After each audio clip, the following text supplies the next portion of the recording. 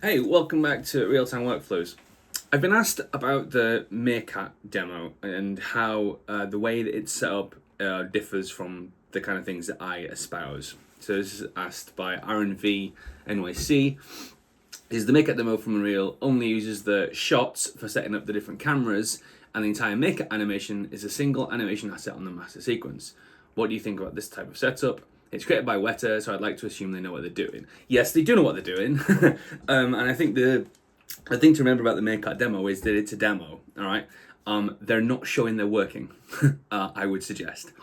But even if they were, let me just take you through how I would set it up differently and why, and hopefully it makes sense. We can see here we've got this is the main sequence, and then each of these shots track is an individual shot. It has a shot camera in it. Everything's super neat and tidy. The shot cameras are named correctly and all that kind of stuff. It's lovely. The whole thing's great. But here's where I've an issue with it. So for a start, unlikely I would suggest that you would have an entire animation that's a complete asset, especially when it's got 29 shots. You know, generally speaking, you know, you'd create, it wouldn't necessarily be a different animation per shot, but a contained animation, a self-contained animation sequence like that isn't really wise to try and make. For example, let's look at it objectively. Now we can see how the lighting jumps per shot, right? So they're cheating, right? It's cheating, but it's fine. That's filmmaking. That's what you should be doing. And all my argument is really that you don't have to limit it to that. There's absolutely no reason why this has to be one complete animation. There's another issue that I've got with this, is that we're not allowing for any double cuts. Let me show you what I mean. Where's the bit where he falls down? Now I would cut this and I would have a double cut. Okay, so I'd have been fall down here, and I would have gone to, so we do that, I would have cut that around there.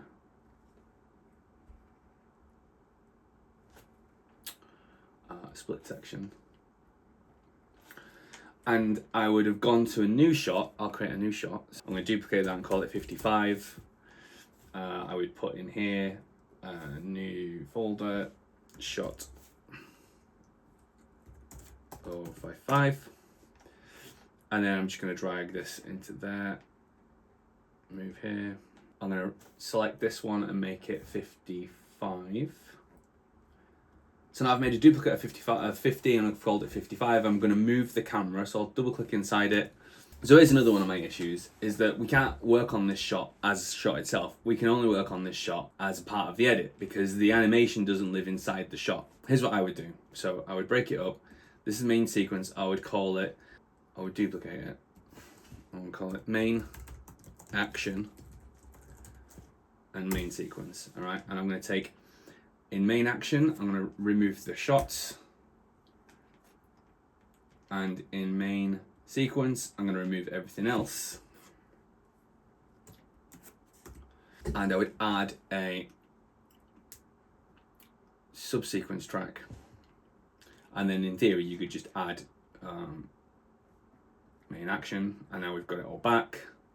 But really what we want is we want the action in subsequence to be used in each shot, not just used on a one main timeline. So putting it in a subsequence is better. Putting it in a subsequence and using it in each shot is the best case scenario. So let's go back to our 55, right? If I copy this subsequence track and go into here, I should be able to paste it. Yeah, there it is.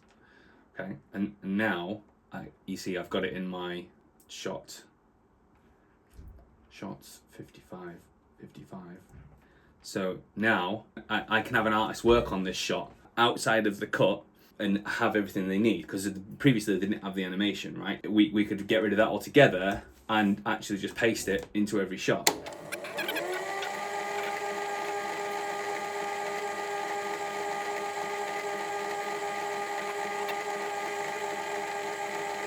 Okay, so I pasted that subsequence into each of those. and removed it from here. And now, of course, we can now go into each scene. We'd actually open these up independently. So an artist could be given the shot 55 and actually work on the shot itself. And I want to put this camera, I want to put it down here.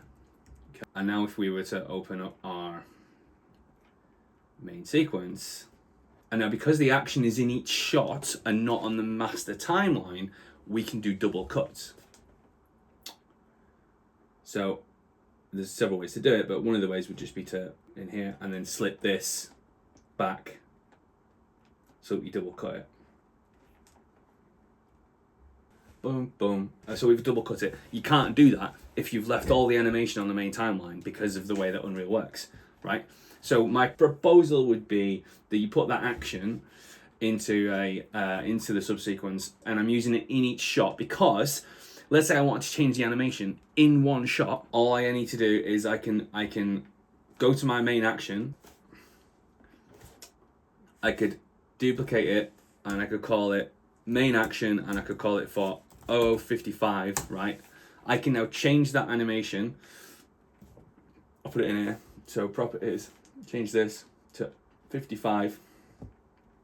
And now I can click through here. I can change anything in this shot here. It only affects that one shot, and it's given me the extra freedom that I needed to do it.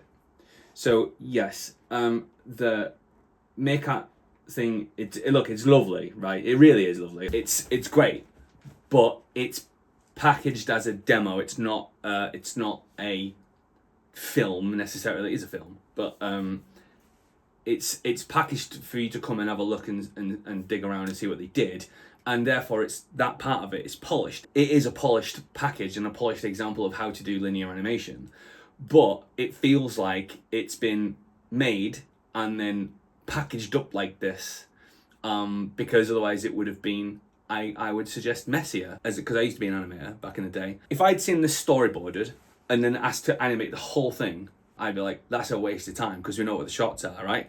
But there's absolutely no reason why it needs to have all the animation for the entire thing all at once. It's very, very time consuming to animate like that. I've done it before for a movie. I got asked to do it. I've done it actually a couple of movies. There was a scene I worked on in Aquaman 2, which was cut from a movie. I designed the entire sequence. We had some storyboards and I did the whole thing. I had to do it in Unreal, and I did it in Maya, but it was to go in Unreal because it was going to go on a volume. And it had to all run at once because it had to play. The whole thing had to play through in the volume, right? And it was so time consuming. Actually getting the sequence to work was the easy bit. The hard bit was having an entire a superb animation pass that because you can't cheat, right? Because when you're using cuts, you can cheat, like you get like the lighting's cheated there.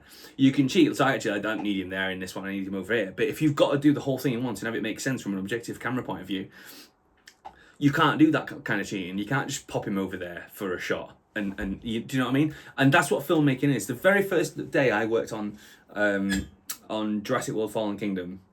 In fact, I might even asked it in my interview with Proof, and I asked Paul, who's the supervisor and is one of my mentors and a good friend, and I'd been working with the camera sequencer in Maya, and I said, do you do that? Do you just like make all the animation and then put cameras into the sequencer? And he went, no, that's not how you make films.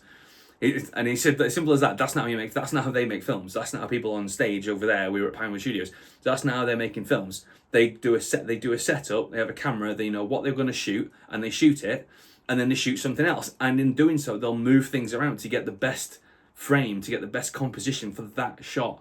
But also, it's one animation file, right? So are you getting one single animator to do that? If you had it so that the animations were different in each shot, they could all be worked on by different animators. But this way, you've got to have one animator working on it. So for many, many reasons, this is not the way to work. Beautiful though it is, and really nicely packaged and tidy though it isn't the way to work. So the cameras have got keyframes on every frame, which suggests they've been exported from something like Maya, which suggests that the entire thing would sort of make sense, that the whole thing's actually been done in Maya and then re kind of packaged into Unreal for the tech purposes of the tech demo, which is really what it was, to show feathers and fur. So it makes sense that that's the way it's been done. What my suggestion here is that you wouldn't, if you were creating something inside Unreal, you wouldn't do it this way. So yeah, don't do it like that. If any other questions, happy to answer them, and I'll be working through the questions as I get them. So yeah, keep them coming. Thanks.